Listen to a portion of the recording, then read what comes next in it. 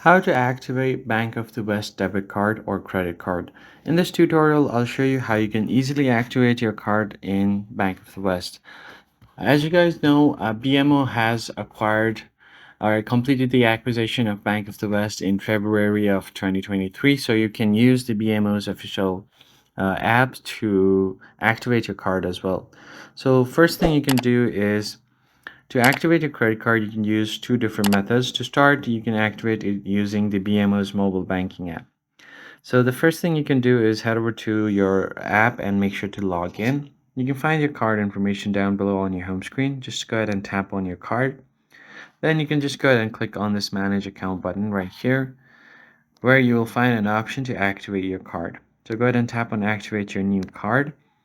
Then enter the card details. So all you have to do is fill out your expiration date as well as your CVC code. Tap on activate card now and then you're good to go. So that's basically it, guys. I hope this tutorial was helpful and I'll catch you guys on the next one.